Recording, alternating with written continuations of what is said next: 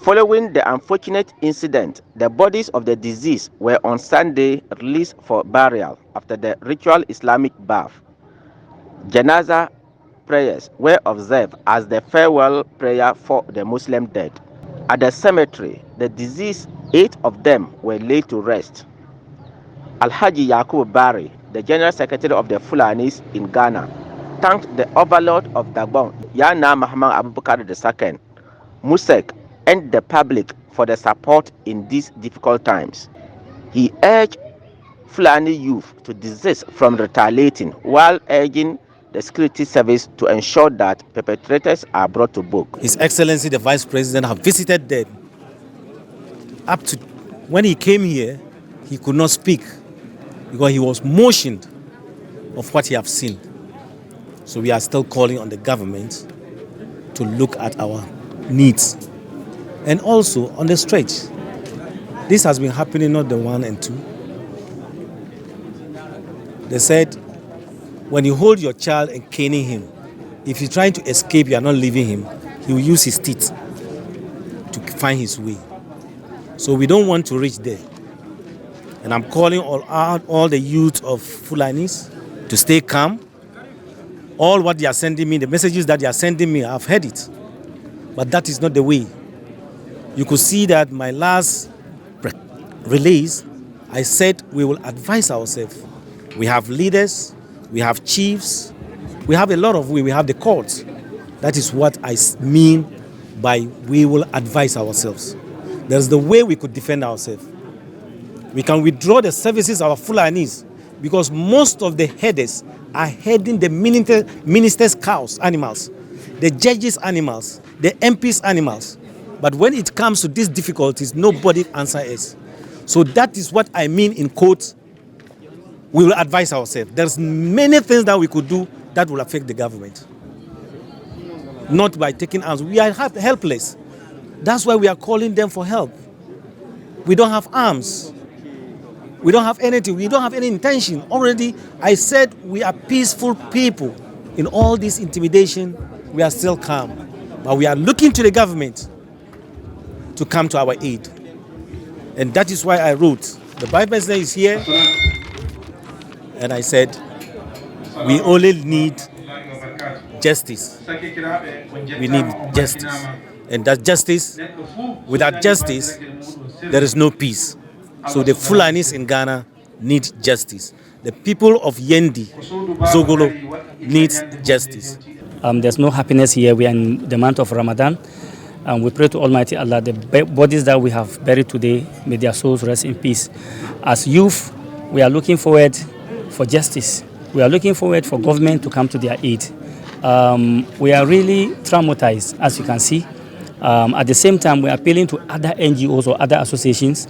As a Fulani Youth Association of Ghana, we've been able to bring some items, some clothing, to donate and give it to our families who lost their loved ones, fathers, brothers. I think it's very pathetic. So Fulani Youth Association of Ghana, we have brought these items and we are talking to our youth to calm down. We don't want anybody to take the laws into their own hands.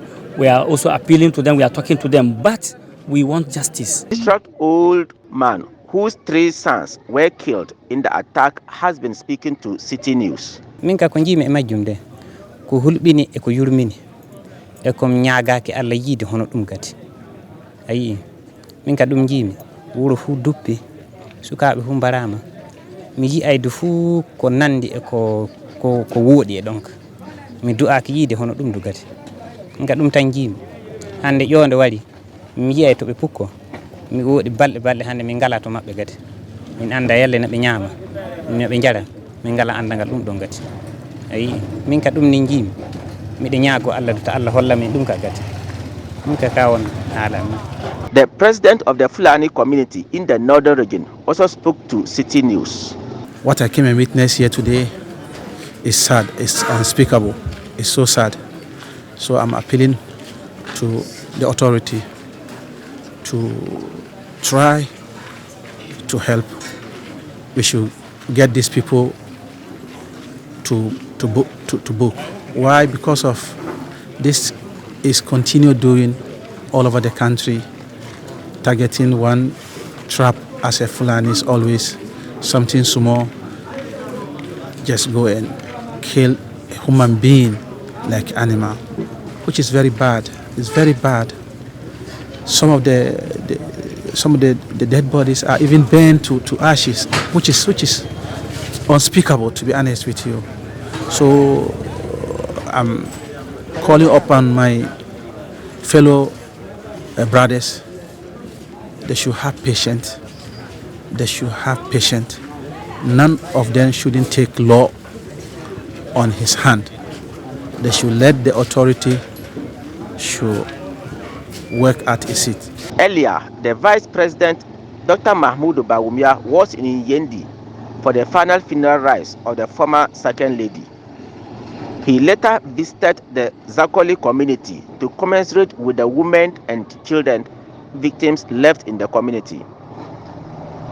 He donated 60,000 Ghana cedis to support the funerals of the deceased and also medical bills of the injured. Honorable Sani Alasan Saibu is the Northern Regional Minister, and he speaks about the incident and interventions by the Regional Security Council. We are here to mourn with you. The Vice President cannot speak. I have mustered courage to speak to you. He cannot speak because he has been devastated. Since we went to Zacholi, up to the time that we have arrived here. But let me give you one assurance again. Ghana is a law-abiding country, and law would work. But law cannot work without information. Please, our appeal to you is that let us volunteer information. That will make the work of the security easier, so that the perpetrators or the culprits will be apprehended. The chief of Zacholi, who is the host, was also there. We paid a courtesy call on him, and the Vice President has made a donation, which I believe when you get home, the various families will be told. He made a total donation of 600 million cedis. That is old Ghana cedis. The 8 deceased the families will all receive 50 million cedis to support the funerals of the deceased.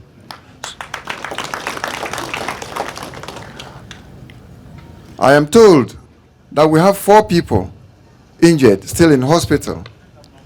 The Vice President has also donated 50 million cedis each for each of the 4 of them for their health upkeep. This is not the end. We are still talking, and we would still go on to visit. And when the need arises, we would get back to you. Yesterday, when the pathologist finished his work, myself and my chief director put our heads together and paid 20,000 cedis for the autopsy reports that was written.